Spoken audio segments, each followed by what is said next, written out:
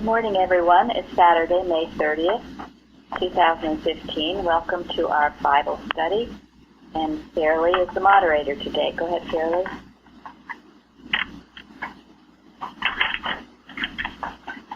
You're on mute, Fairley. We can't hear you.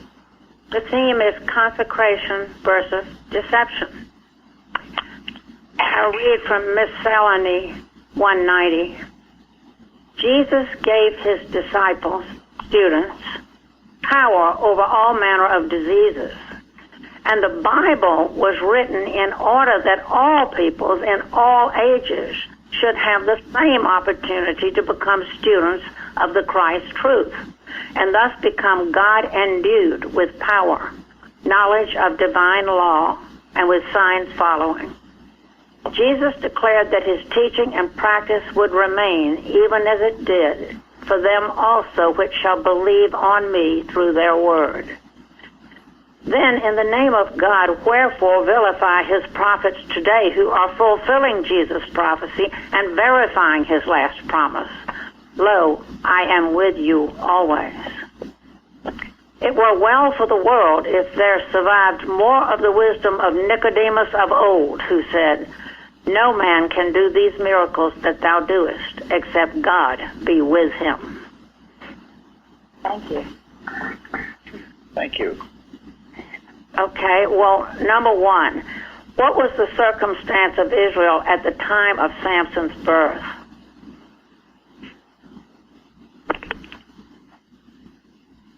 They were delivered to the Philistines for 40 years.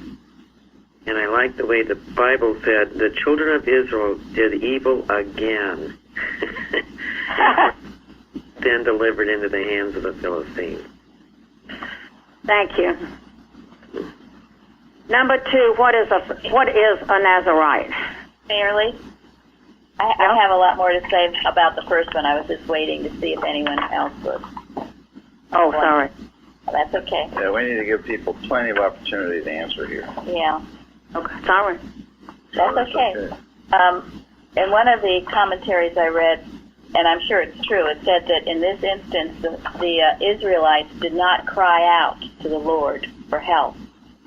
And it made a point of saying the Philistines used weapons of trade. They had a lot of weapons that they used, and also intermarriage. Intermarriage was just fine with them. So it made a point of saying that in some ways the Israelites had become okay with living here with the Philistines. They said, you need equipment to work with? Okay, we've got equipment. We've got weapons you can use. You need wives or husbands? No problem. We've got them. And it was through this subtle influence that the Philistines got a stronghold with the Israelites, and they became enslaved by spiritual and cultural seduction. It was a time of somewhat of an affluent time for the Israelites. So they were, as I said, they didn't cry out to the Lord. They thought, okay, well, this is all right. It's a very subtle influence. They became apathetic toward the compromises that they were making. And why am I bringing this out? It's happening right now here. Thank you. Yes, it is. It's happening right now. When you become affluent, when you become, well, things are pretty okay now, you can simply go to sleep. I read a story, and this is sort of a horrible story, but it's making a point, about how to boil a frog. Of course, no one would ever want to hurt a frog or boil a frog, but it said if you put it in boiling water, it will hop right out. But if you put it in cold water and the water gets warm and warmer and warmer, it doesn't even notice it. And pretty soon it becomes what? Yes. It becomes cooked. So that's the way. Don't let yourself get cooked. Yeah, by just subtly being taken over. Great example. And it served only as an example. And some of you know I was away for a couple of days, and actually we were in Europe, and in Paris, and also in Zurich. So when we were traveling through the countryside of, I guess it was France, perhaps also Switzerland, we would notice in every little tiny village, they were very cute little villages, there was a church steeple. And I wondered as I looked, I wondered if people all went to church. So, Tom, what did you tell me when you went through Wales? Hope he's there. Tom, you're on. We can't hear you. Oh, sorry about that. Hi.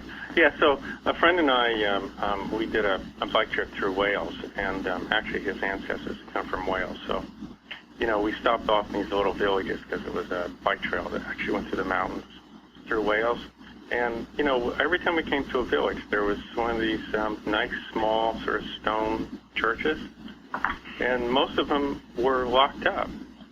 And I tell you, when we actually got to the village where my friend's ancestors came from, he was quite disappointed. We got to the church, and it looked like it had been abandoned for, 100 years or something, and it was chained and everything. But Wales is a country that had a reputation for being a country where everybody went to church and read the Bible, and famous for their choirs. Everybody sang in every village. Thank you. I don't know, is Suzanne here today? No? Okay. Because Suzanne has spent quite a bit of time in France, but I know years ago we as a church group went to England and to Scotland, and one thing we definitely noticed, even in that time, was the churches were just, for the most part, museums, and also on Sunday mornings. On Sunday mornings here, if you ever channel surf, you'll find a lot of religious things. I won't say a lot, but there are a few, several people preaching or talking about God. In England, at that time, there was nothing, zero, nothing about God. That's on the telly. On the telly, yes, on the telly.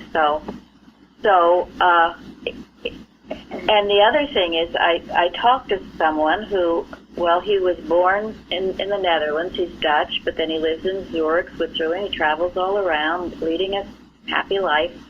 But he said, I asked him about it, and he said in Holland, and Jacob probably knows about this too, he said that most of the churches now are being sold as homes.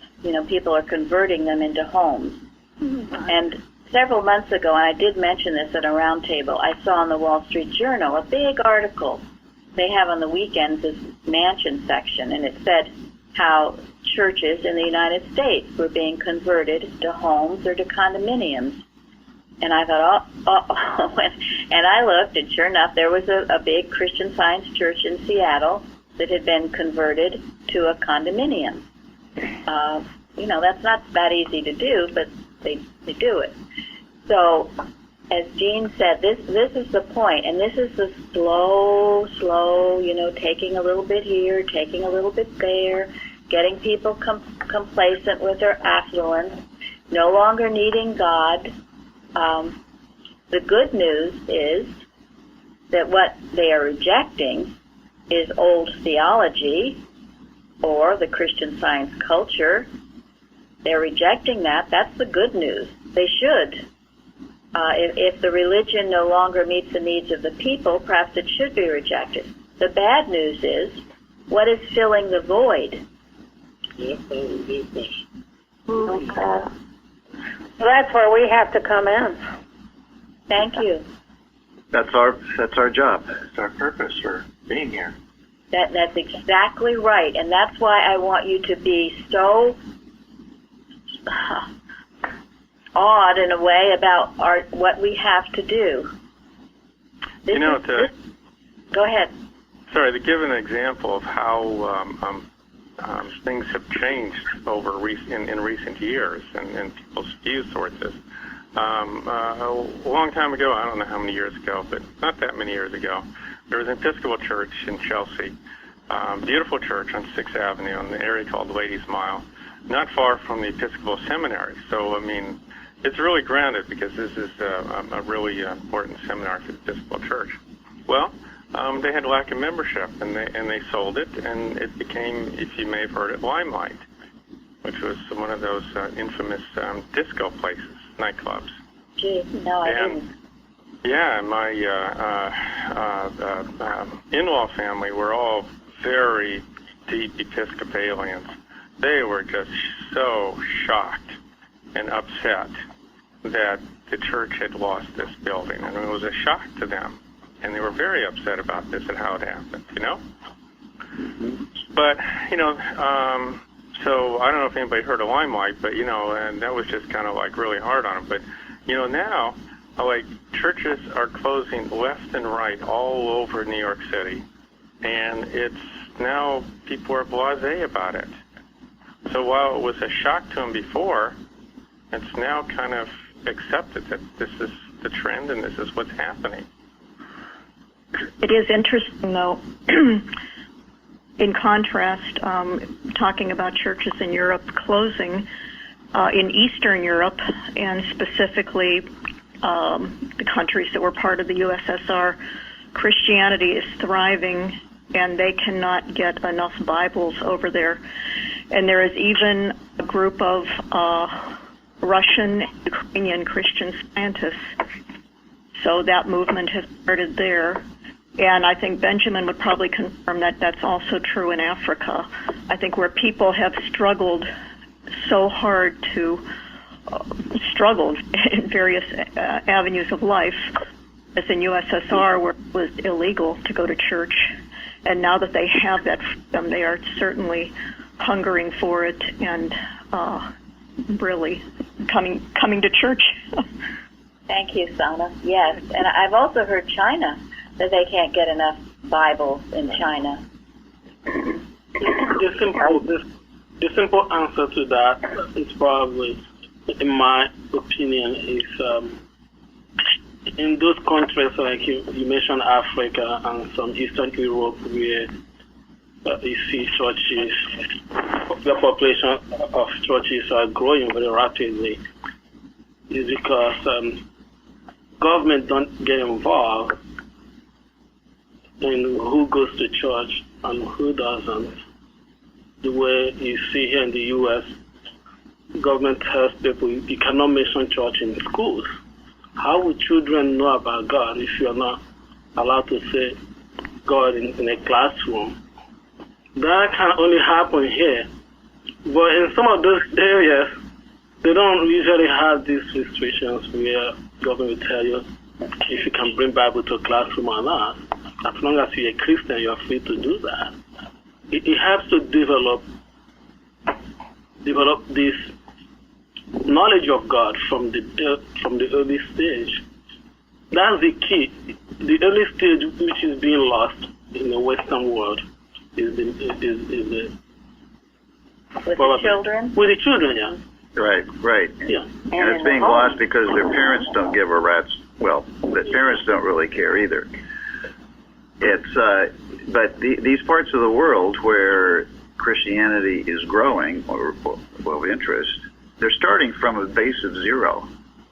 Yeah, these are people who've been oppressed, repressed, and they find a need for it. And it's a natural need. It's a natural need. Everybody needs it. It's just in the wealthy parts of the world where people are so materially wealthy, they don't feel the need. And that's what we need. And that's the first love that is referred to in the New Testament. Don't lose your first love. Yes, they are hungering and thirsting for righteousness. Like you said, it's natural. It is. Yes, and in a way, this goes to Fairley's fourth question about consecration. And it applies to all of us. Go ahead. Yes, I'm sorry to say, but best thing that happened to me was that my Christian Science church closed down because up until that point, I mean, when I first was finally told about it from friends who I had known for 30 years, I knew they were Christian Scientists, but I didn't even know that they relied upon God for everything. I mean, I went there and all I did was whine. I complained about everything. I mean, if it was raining, I complained about the rain. If it was sunny, I complained about the sun. And they never told me once what they believed in until I finally asked them. But what happened with the church was that they couldn't tell me how to apply Christian Science. I mean, the simplicity of what you folks explain and teach has put me light years ahead. But what happened was that finally when the church was sold and disbanded, they said that we could have anything we wanted from the church. So we could take chairs, we could take tables, we could take anything we wanted because they had to get rid of it and nobody wanted it. So finally I raised my hand, and I had said this earlier, but I said I would like the bound volumes because I want to preserve them, and I'm not going to own them. If we decide to open up another church by renting or whatever, then they can go back to the Christian Science Church. And they told me that I couldn't have those bound volumes. I had to go to a Christian Science entity, and I'm like, well, they're all closing down, so there's a surplus of bound volumes. So finally, I won't go into all the details, I finally did get them, and when I actually started to look in them, the earliest models, that was when I started to come out of, what was a wonderful idea, but it sure as heck didn't work. I mean, I had enough things to prove to me that there was a God at that point in my life, but I could never apply it. Thank you. And this is why we, in your reading and studying, we go back to the very earliest. Whatever we publish, whatever we support, it's the creme de la creme. It's the earliest. It's the purest. And this is what we must go back to. The origin, when it first started, the pure form of it, before it got so polluted and convoluted. But yes. I just want to mention in their current Liberator, with about the Bible. There's this one article there from a journal in the 19th century. So when I was reading it, I was thinking, in all my life, I've never read anything like this in the Journal or the Sentinel. And only, I guess, back then in the 19th century did they write these kinds of things. Well, I found interest. Sorry. No, well, we've got to move on here, but yeah, we've made a good point here that when the church drifts from the truth, it doesn't meet the need, and it deserves to close. Just remember the frog in a warm bath. That's it. Exactly. Right. Exactly. And to get back to the consecration, this is why you have to have it. If you will get your lives much better, your pocketbook filled, your health, all of that. Does that mean you just throw your dedication, your consecration out the window and just have a high old time? No, we must be more consecrated at that point to give it to the rest of the world. Yes. We must be, and this is where we are now. We can't afford to go to sleep. We've seen the churches in our area close up. One's a YMCA, one's a meditation center, and this is why Islam has increased. They have come in because the churches have failed the people. Okay, thank you all, and fairly we will move on now. Okay. Question 2, what is a Nazarite? A consecrated one who should have no wine, no razors, no touching a dead body, no unclean food. That's what it said in the Bible. Separate from the ungodly. Yeah, I thought the 1828 dictionary had a good definition. It's a Jew who professed extraordinary purity of life and devotion. And not ever cutting your hair was part of that purity, I guess. And Tom, what were you saying about the Nazarites? to me. Well, what I was saying is it's a vow to be holy. So it's all spelled out as in our Bible study today in chapter 6 of Numbers. No point to go through all the little things here, but if you think about it, it's a vow to be holy for a certain period of time. So what's interesting is we usually hear of the vow of the Nazarite, or someone who's a Nazarite, with someone like Samson, who has a lifetime vow, okay? Yes. But, you could take the vow of the Nazarite for any period of time. You could do it for a day if you wanted to. It could be a man or a woman who does it. So it doesn't matter who does it, what their background is, or how short or how long it is. Anybody could do it. So to give an example is Paul. When Paul was Paul, not when he was Saul, but when he was Paul, he took the vow of the Nazarite.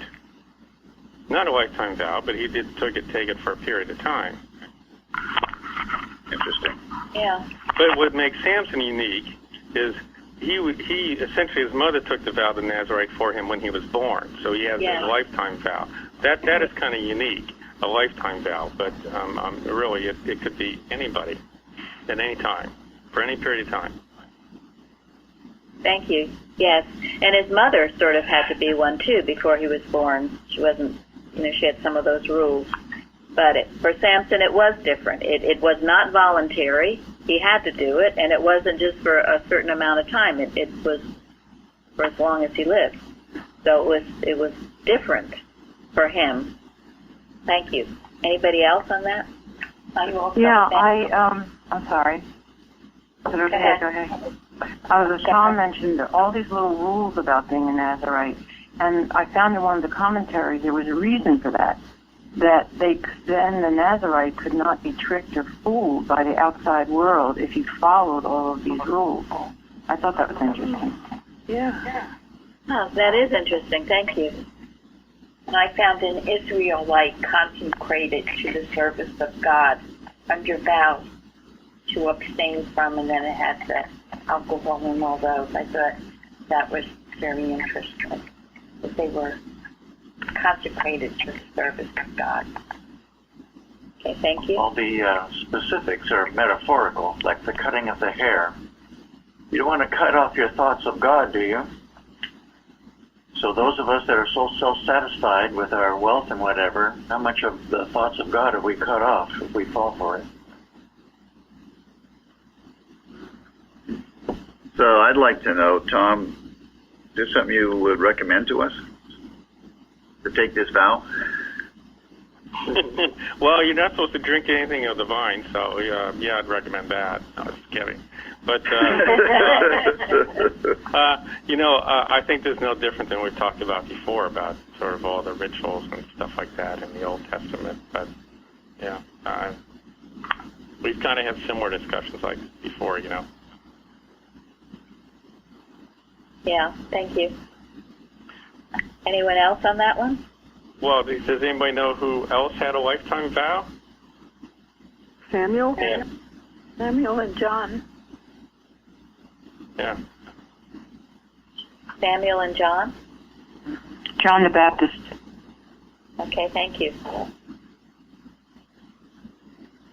Well, I'm wondering, what would be the purpose of just doing it for a period of time? I mean, what was all that? Somebody wants to give it a try, see if it's okay, huh? I don't know. I mean, you do it just and then go back to doing whatever again, or what? I think it might be to just make yourself feel good. It's a selfish thing. I know that I have friends who are Roman Catholic, and, Lent seems to be one of those temporary things, and confessing is a temporary thing. You repeat an offense, you just go back and feel like you're cleansed again, and you can do whatever you want. Thank you. That's interesting. Well, I think it's a terribly important question. Why would anybody want to make a vow for less than a lifetime? What is the point? No point at all. Well, I'm not sure we can need to put it in terms like this. I mean, look, some people say, it's a good thing to volunteer. I can volunteer for the Plainfield Church or something. So should we volunteer 24 hours a day, 7 days a week? I mean, well, I would think that's quite different. I would say this is my understanding is more of a vow to God. Maybe it's more like a covenant. I don't know. But maybe the comparison to, what was the comparison that Janet was making? Oh, to Lent is the better comparison. Just do it for a while to prove to yourself that you're able to sacrifice something. You don't have to make a total commitment. Yeah, not a total commitment. Well, let's realize it's not the same thing as making a covenant. Okay. It's not, no. Yeah. It's not the same as a covenant. Because when they talk about the covenant in the Old Testament, that's something that, that's a promise, and so you keep your promise forever. This is something else, Yeah, okay. Another activity. I mean, people This have sounds peace. more like They a have pilgrimage. Yeah, it could be like that. Yeah. I think in the case of Samson, it's just like it's equivalent to the case of Samuel. Their parents, especially their mom, saw or felt something about these two children. They probably have something sacred service to God even before they were born. Or in the case of Samuel, before he was even conceived, because Samson was a Nazarite from womb, which means his mom already felt that the sacred service that this child would do for God, because he was a judge. During that time, there was no king in Israel. And to be a judge, they don't pick you up from the street. It's you have to be somebody like that, like Samson, who was born for this sacred service to be able to judge Israel. Thank you. Yeah, it's interesting that in those cases, both mothers couldn't conceive, and after much prayer, they did have a child. What did you say, Bruce? I was just talking about this thing. Why would someone do this vow for just a short period of time? And goes back to maybe the long motive for doing so, just to appease yourself to the officials in the organization. Oh. Like, I think that a lot of Catholics go like this, and others too, of course. That was all. Okay. Not to protect Catholics, but there's some Catholic. I have seen a few. Like when I was growing up in my hometown, there were a few Catholic priests. I wasn't there when they were born because they were very older than me. But when they were born, they growing up as a little child, their parents actually gave them to a Catholic, and they were raised to become priests when they grew up. Sometimes it's not usually a short-term commitment, but a long-term commitment if you can hold on to it. Okay, well, that question I think is up for speculation, unless, Gary, you asked it. If you have an answer to it? Florence asked the question. Oh, Florence asked. Oh, that's right. I asked the question, but I think to me it sounds more like what Janet said. Something, because it's not making sense. You just do this for what? Mm-hmm. Yeah, and Lillian said too, you just don't want to make that commitment. You'll just do it for a while, see how it goes, perhaps. Okay, is that good enough, fairly? I have to say something. I think we have to be very careful here. I have a cousin. She's a second and third cousin, but she's a nun. And some people take their fasting and their Lenten purification very seriously. And it's not frivolous, and it's not without thinking and love for God. So I think we have to be careful how we address other religions. I think that's important too, and I do believe that, yes. There is, I think Bruce touched on it when he said motive. What is your motive? And yes, there are so many people that are dedicated and doing this purely. for the right reason. And they're doing it for the long haul. They're not doing it just a short time. The question was about, if they're doing it just for a short period of time. Of course, they're consecrated people all over with their whole hearts to serve God the rest of their lives. That's not what I was addressing. I'm just wondering the purpose of the short time, what that meant. That's all. Thank you. I'm very impressed by one thing that I observed when I went to a little celebration at my husband's Episcopal church for the Sunday school, and throughout the Sunday school, through the high school, and it was the high school that we're focusing on, they had been studying the themes and working on the themes of kindness and gratitude.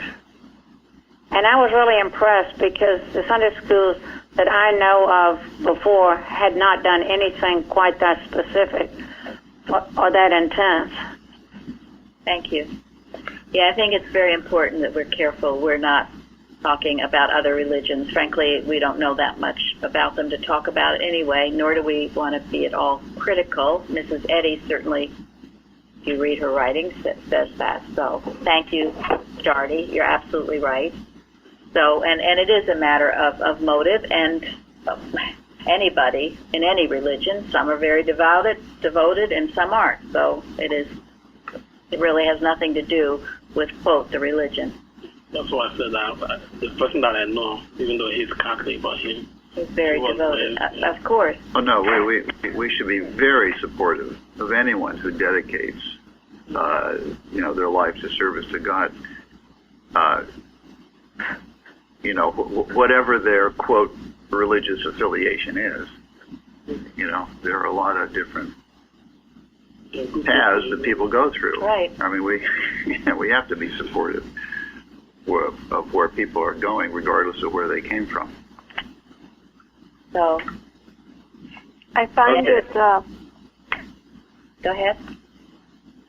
No, I was going to say that I find it interesting that Christian scientists in general, all over the world, are very supportive of other faiths and religions. We are known to be very supportive and supportive, but it's just interesting how if we are curious, or if someone like Florence just said that she was just wondering why it only lasts for a week or a few months, the devotion of the Nazarite. It was just a question, natural question. Right. But yet, Christian scientists were always, seems to be under the gun with many issues, and it's usually dismissed right away, and nothing goes into further of the regard of what we think and what we do. So it's a double sword sometimes, how others are so easy to say and to defend their faith and their thoughts, but yet when it comes to Christian Science, isn't that the cult, the ones who Scientology? I mean, right away. So it's interesting. Thank you. So we embrace and love everyone. Yes. Thank you very much. Right. All good points. All good points. Remember, this is a round table. We're not theologians here. We're just speaking our thoughts. So, okay, go ahead. Okay. Number 3. For what mission was Samson intended by the angel by what the angel said? To deliver Israel from the Philistines. To begin to deliver Israel. Yeah. Yeah, makes a point of begin, and begin he did. I read another commentary. I thought it made some good points about Samson and relating it to the church. His birth was unique. The birth of our church was unique, with Mrs. Eddy. His lifestyle was unique as a Nazarite. Our lifestyle should be unique. And finally, his mission was unique. He had a very definite mission. Each of us should feel that too, that we have a unique mission. And that's why the consecration is needed. Anybody else on that? The Bible commentary I read said his sole and whole reason for existence was to demonstrate the spiritual as well as the physical power which would make Israel free again. Thank you. That's interesting. A lot of what I did read about Samson, I mean, it was very positive, I guess, or putting him in that kind of light, that he was a very, I guess you'd say, great person, despite all his foibles and his ending. He did rise up at a time that was needed. Maybe that's why the word begin. Right. Because he didn't finish the deliverance. And what was the deliverance? Was this like a physical or a political deliverance? Or was it a spiritual uplifting deliverance? A combination. Or both? I would say the physical and political was the effect. It's a spiritual downfall that opened the door for that to come in. So, as we said earlier, it crept in. They didn't exercise their dominion over the creeping things. They got too comfortable with their lives, and things crept in without being without being checked. Well, it's interesting, I think, to me, to recognize that this was a time in Israel's history where it was a republic. They didn't have a king. It was a republic. Everybody knew the law and was required to obey the law. And if there was an infraction of the law or a question, they had judges. And the judges, as Benjamin said, weren't just picked off the street. They were selected because of their, commitment to God, their spirituality.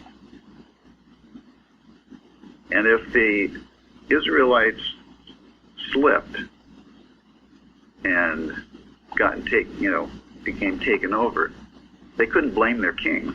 They could only blame themselves. And they could only redeem themselves by renewing their consecration to God. So Samson had to be an example. I mean, he wasn't in a position of power. He wasn't the king or anything. But he was in a position to be an example. Thank you. Hence the example for us today. We cherish the fact that we also have a republic. We're governed by rules and laws. You'll have to answer to a king. And we want to keep an eye on our spiritual development and how consecrated we are to the one God. Thank you. We relate it to now.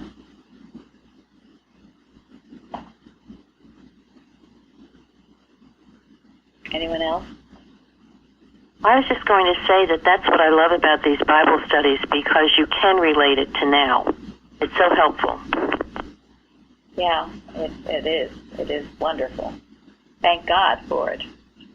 When you find anything that's lacking in the Bible, it's a huge, huge lack. So we keep it first and foremost. Thank God for all those people who wrote down what is now the Bible. Yes. And that we cherish this book ourselves, as Mrs. Eddy did.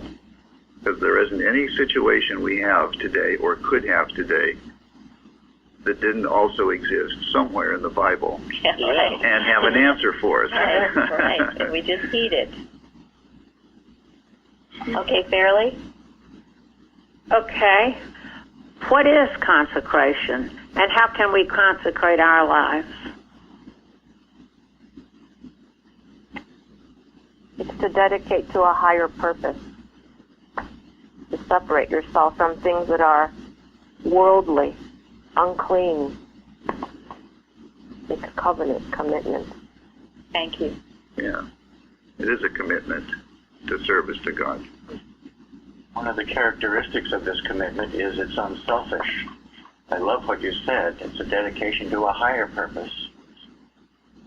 Very important.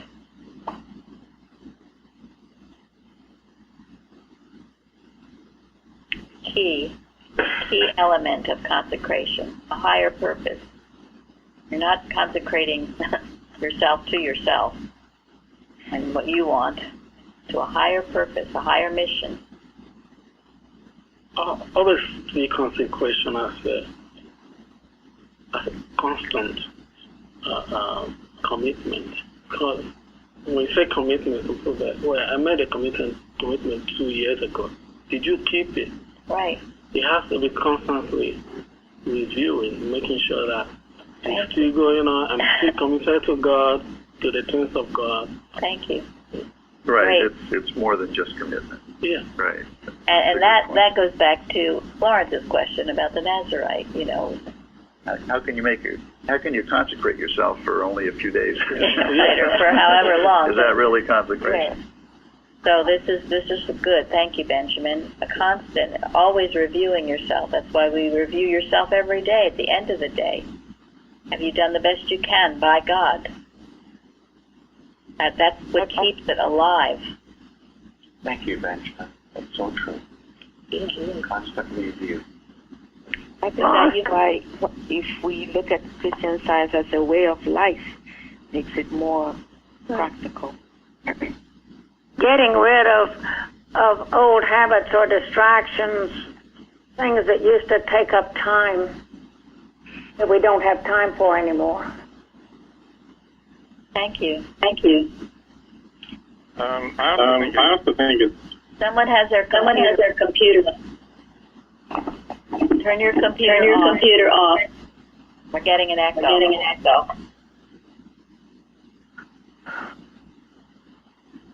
Okay. Okay, Tom, you were about to say? Oh, yes, in the definition of consecration, it talks about, being separate. It's one way to look at it is you're making a choice to live a holy life, and you're, separating yourselves from like a material life, so you're choosing not to live a life of, material things and pleasures, and, seeking a life of, the spiritual things and spiritual joy, which is, like someone else said before, this is, in a way, kind of the elements of the vow of the Nazarite, because the key thing about the vow of the Nazarite is to separate yourself to be holy. Thank you. What were you telling me about how you used to like to listen to music all the time? Oh, well, I used to, I work long hours, and so, like, when I come home from work, if I turn on the computer and look at my email or read the news or something, I'll listen to some music while I do that, and kind of a way to deal with the stress. And then when I became a member of this church, I just gradually stopped doing that, and not by design. No one said that it was wrong to do, and I'm not saying it is wrong to do, but I actually just simply lost my interest in it. And if sometimes I do turn on some music while I'm reading something on the computer, I turn off the music within a couple minutes. It just doesn't interest me. Thank you. And this is what happens as you grow in your science. Things that you thought were so important that you love to do, you'll just lose your interest in.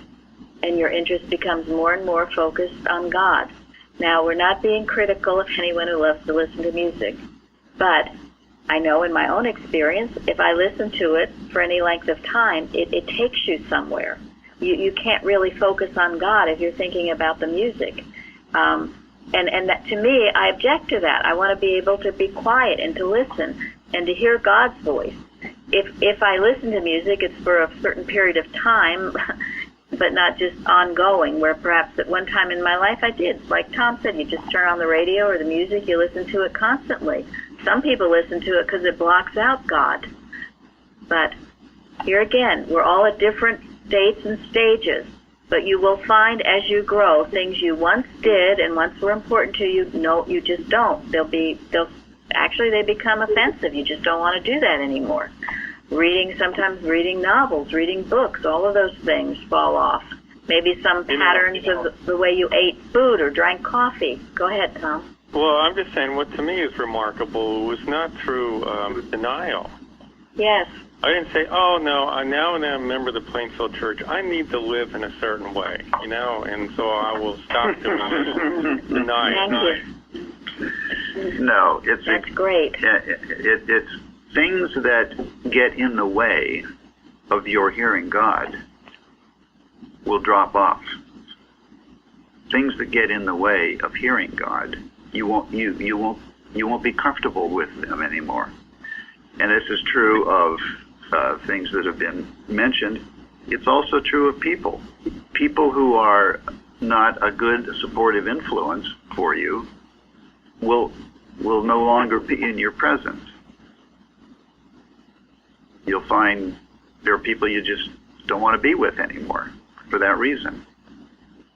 That's a little hard sometimes. Oh, it's very hard. It's very hard. Yes, this is not easy. It is hard, right? Because it will apply to family members. Family members who interfere with your relationship with God. You'll find that you won't be able to be with them anymore. And Shardy, in the end, it will be much harder if you don't follow God. Oh, I know that. It will be. It will be. So it might seem hard, and I always hear, oh, it's so hard. Well, it's harder. The other is harder. That's a ploy of the devil to make you think it's hard. What happens is the person that you think whatever you want to be with, it becomes almost intolerable to be with them. You have to. You have no other choice. It's the allegory. You're going up the hill. And it happens gradually when you're ready for it. Not before, not after, when you're ready for it. Thank you. Why do you think when the Israelites moved into this promised land, why do you think God required that they get rid of the people who had been there? I mean, that's pretty harsh, isn't it? That's pretty harsh. And some of them were nice people, I'm sure. It was because their beliefs, their beliefs were interference to the Israelites' dedication, consecration to God. And it's like the frog again. It's just a subtle takeover. You associate yourselves with people, and I'm talking about people who are object to what you're doing. That there's a contention there. You spend time with those kind of people, pretty soon you're either having to handle it all the time, rebuke it all the time, or you become part of it. There's no in between. And if there is an in between, you're in a gray zone and you're in a bad place. So you're either in that situation, you never breathe an immoral atmosphere unless an attempt to purify it. So. And if someone is object to your spiritual growth, that's an immoral atmosphere, and you have to get out of it. You're right. If you're seeing a room full of smokers, people who have cigarettes in their hands, and they are smoking and blowing the smoke all over the room, you're not going to say, oh, well, I'm not smoking. It's not going to affect me. You are smoking, even though you don't have a stick of cigarette in your hand. In fact, you're probably smoking more than they do because you are breathing everything that they are blowing out. So the same thing goes to your thinking when you feel your environment with people who don't purify their thoughts the way you are doing. You can't pretend that it's not going to affect you. It will definitely affect you somehow. Thank you. Thank you very much. Yes, it does. How does one deal with it if it's one's marriage? Well, there again. This is what happened to Samson. You deal with it. You deal with it. There's no formula for dealing with this. You do what is right under the circumstances. You be kind, you be considerate, yes, but you have to be principled.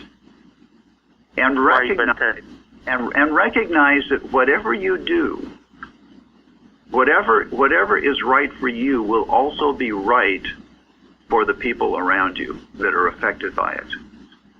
Your good example is the best thing you could have or do for anybody that's in your life. And part of Exactly. science is learning to see the other person correctly. If you're seeing them in a certain way, you'll have that. But as you're growing and changing, we say it either gets healed or it gets removed in some way. And most likely it should be healed if you're a Christian Scientist. But read the chapter in marriage. She addresses all of this directly. And so does this story. Go ahead. And it all goes back again to dedicate to a higher purpose. Yes. And the rest God will take care of. Does it get lonely? Yes. Do friends fall off that aren't good for you? Yes. God takes care of all that. Your motive, it has to be for a higher purpose. It gets uncomfortable. It gets awkward. It gets very weird. It gets lonely. But, if your motive is higher, God takes care of all of it. And they will be blessed as well. What blesses one blesses all. They just may not see it, but that's okay. They belong to God, too. Excellent. Thank you, Lucy. Yeah, and it doesn't mean that you don't love those that drop away. You love them more. Mm-hmm. You love them more. You love them spiritually, divinely, not humanly. And that's true. And if I be lifted up, I will draw all men unto you. It's an ascension. And also, first seek the kingdom of God and his righteousness, and all these things shall be added unto you. That's what Lucia was talking about. You focus on what your expression of God, not trying to change anybody else. What are you doing? What are you thinking? You focus on that, and are you able to serve God the best you can, or is this relationship hampering that? And as you grow and take it to God, and as Gary said, there are no formulas. God will direct your path step by step. So sometimes you can't look at the whole picture. You just got to do it day by day. Oh, there's so much to this lesson. We better move on. Fairly, we're just getting to the good stuff here. Yeah, we are. Where is Sorek?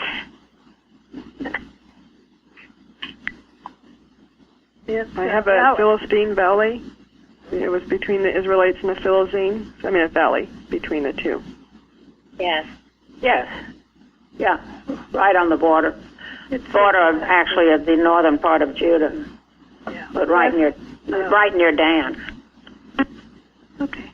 Why did Delilah deceive Samson? Money. For money. She was a gold digger. She was a Philistine. Yeah.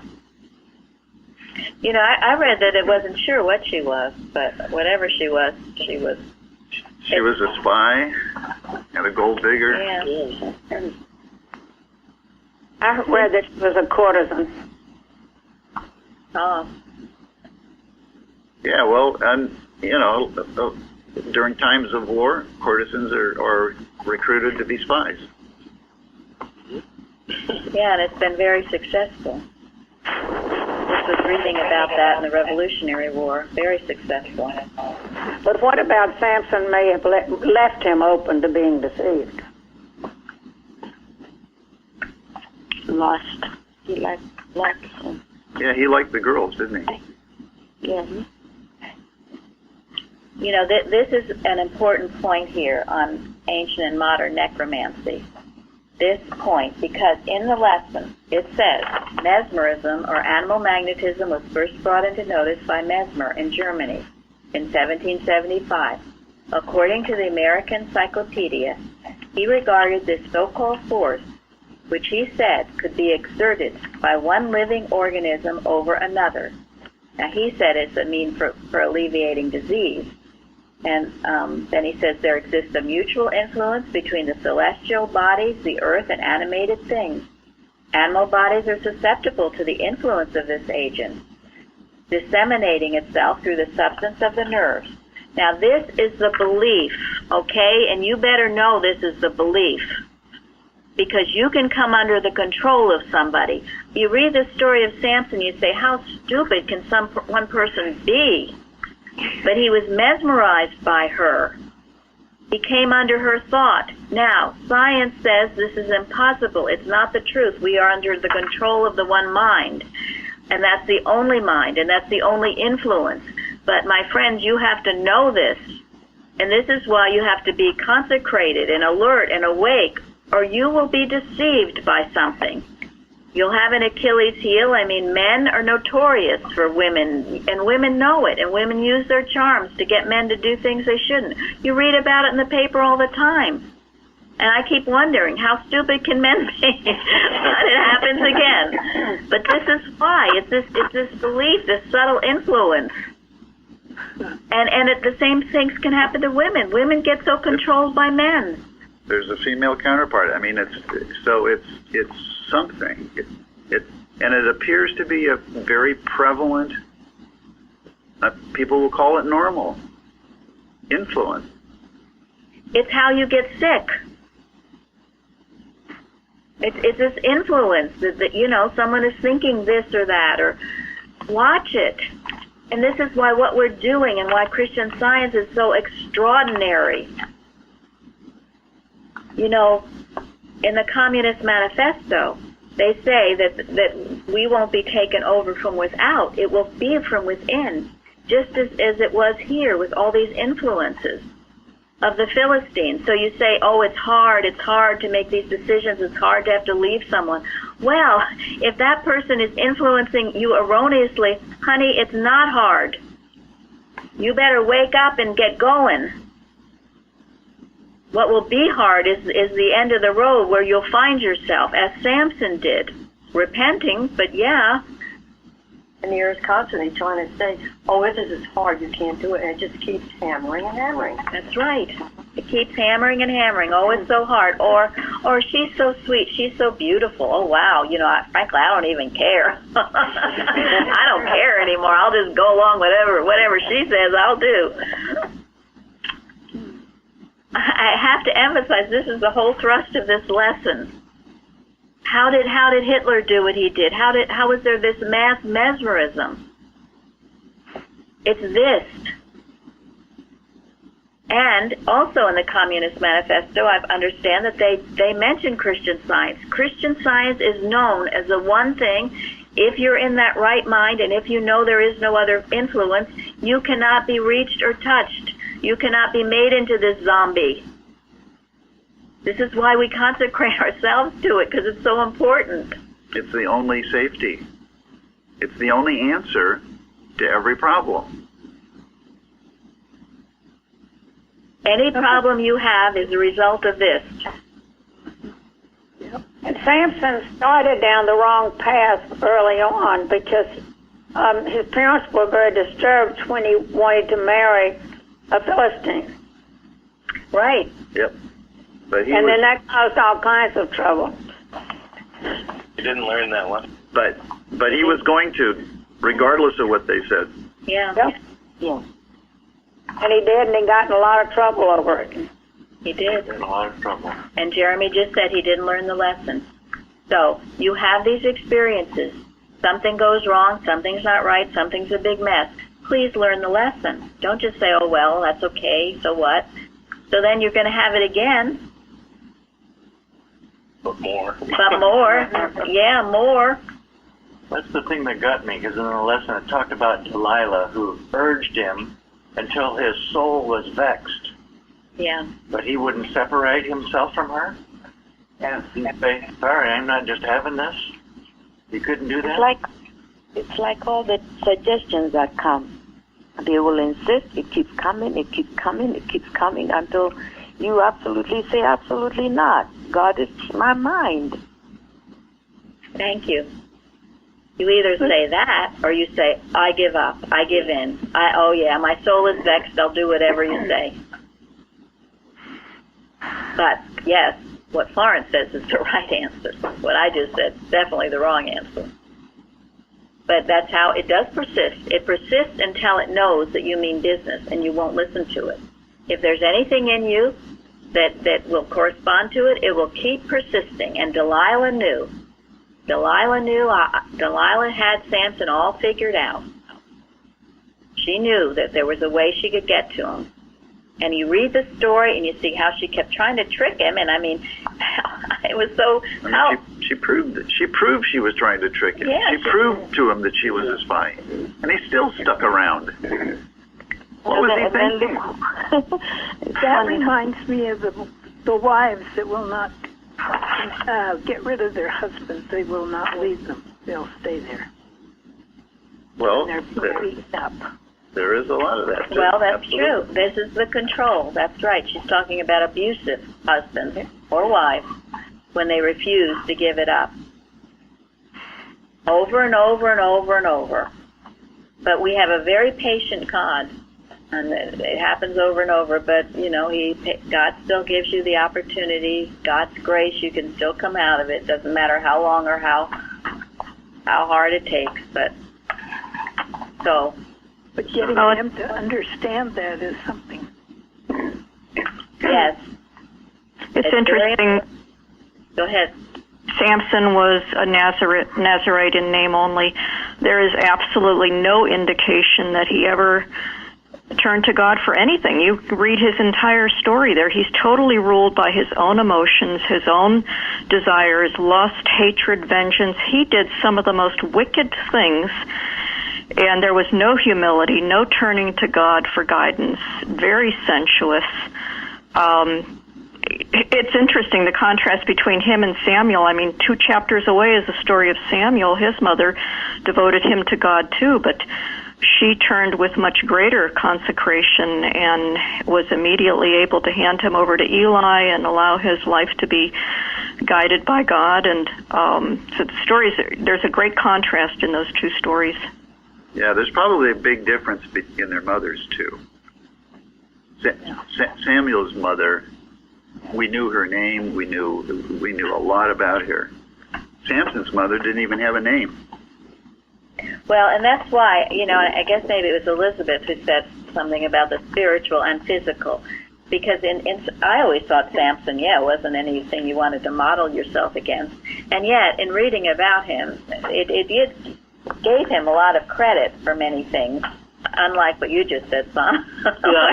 He came up in a very critical period in Israel when there was war. I mean, very, very severe war between Israel and Philistines. That was different when Samuel came. When Samuel came, there was peace that time compared to Samson. So you're not going to completely condemn the work of Samson. They have different responsibilities that God sent them to. Samuel was different. Samson was different. He came and he had so much energy to be able to conquer Philistines.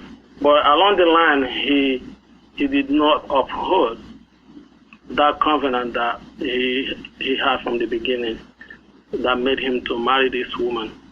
But he was, his mission was very, very important. So but he expressed brute animal courage.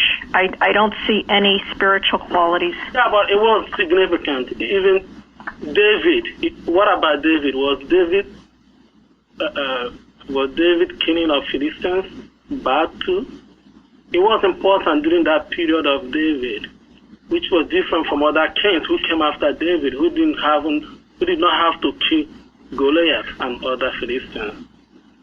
I gather that Samson was a gifted individual with a lot of charisma, and he did judge for 20 years. He did serve as a judge.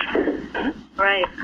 No, it's interesting. I mean, I'm not sure I know the answer at all, but I'm interested in people's comments. I'd like to say. I'm sorry. The name, Samson's name means light.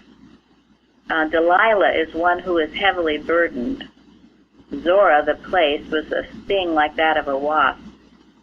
And Zorak, shame, realization of sinfulness, that was the valley. Philistines were one who crawl in the dust. So anyway, just thought that was interesting. Who was speaking? It was Linda. I just wanted to add real quick, along with what Benjamin was saying, one thing I picked up was they said because Samson was so passionate this way, it actually put a wedge in between the Philistines and the Israelites, so it almost separated them a little bit. So in that sense, it did keep out some of the influence of the Philistines because he was so